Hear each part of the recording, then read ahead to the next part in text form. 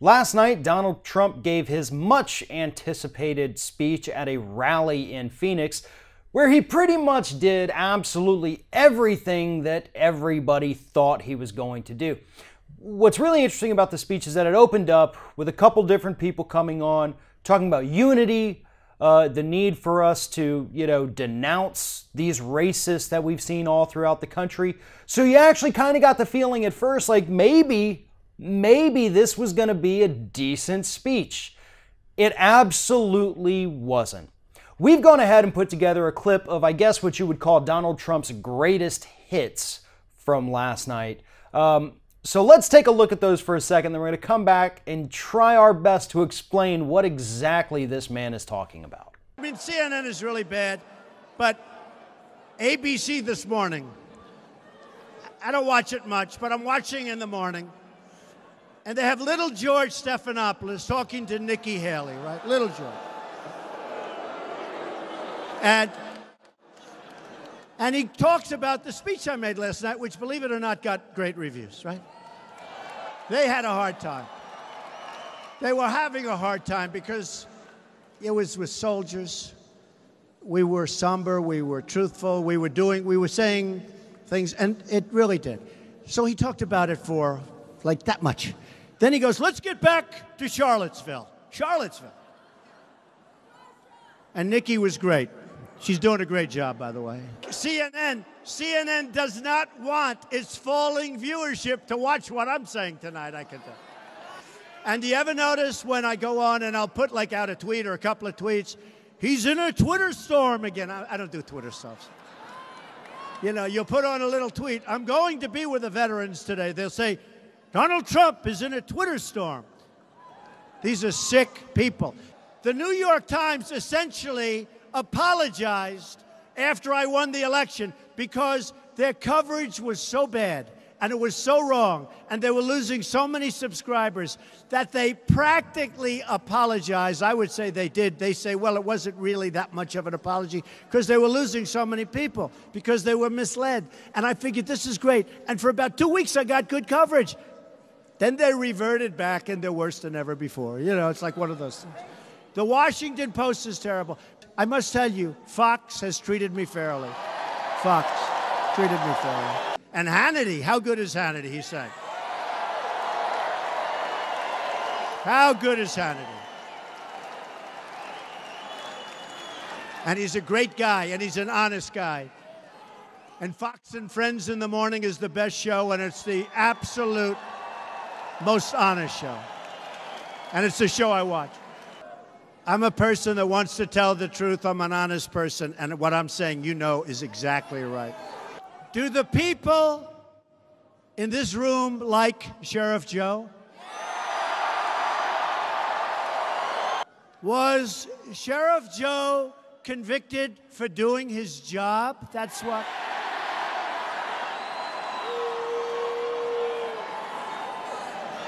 He should have had a jury, but you know what? I'll make a prediction. I think he's going to be just fine, okay? I won't do it tonight because I don't want to cause any controversy. Is that okay? All right? Okay, in all fairness, that was not necessarily all of Donald Trump's speech. In fact, those clips were only taken from about the first 20 or 25 minutes of Donald Trump's 72-minute speech. All of that just from 1/3 of the actual speech. And honestly, I don't even know where to begin with all of the insanity that just came out in that short clip. But let's start with the most obvious, right? Sheriff Joe. Oh, yeah, everybody in Arizona loves Sheriff Joe as long as your skin is a shade of pasty white, right? And the reason Donald Trump doesn't want to announce he's going to pardon this jackass in front of this crowd is because we're at a time right now when race relations in the United States really at a bad place. And pardoning this very racist sheriff is not going to send a very good message to, again, non-white people as to whose side you're really on. That's why Trump doesn't want to do it there. He's a coward. He's afraid something's going to happen to him if he announces that, even though he pretty much announced it. Now let's go back to the beginning. Okay, little George Stephanopoulos, rather than attack him on fact, rather than go after what he says and try to refute it, Trump does what he does best and reverted to childlike insults about somebody's personal appearance or physical stature. Let me tell you something, Mr. President.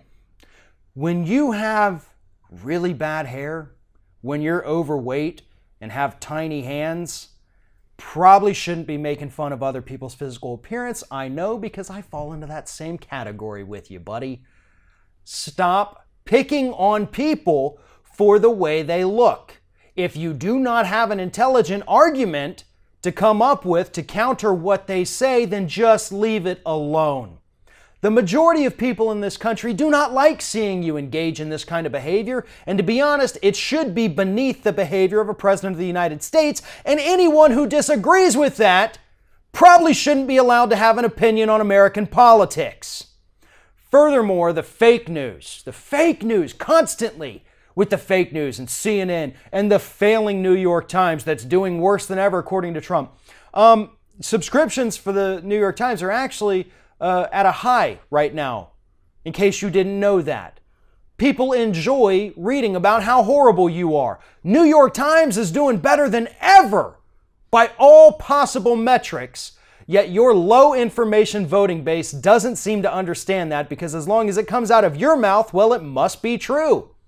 The people in that audience who constantly broke into chants of either USA, USA, at one point they broke into chants of lock her up when Donald Trump mentioned Hillary Clinton. Why her name even came up, I don't know.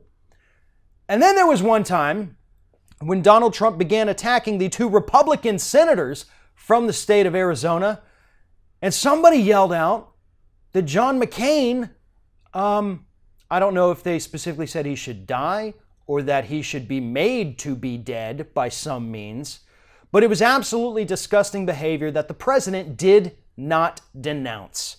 Meghan McCain had to come out after the speech and talk about how deplorable it was that somebody would say that in that crowd about her father, and that the president wouldn't even respond to it because he's a coward.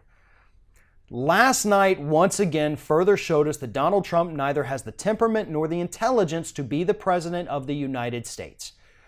That was the same speech that you would expect from a whiny, pissy 15-year-old teenager in the United States.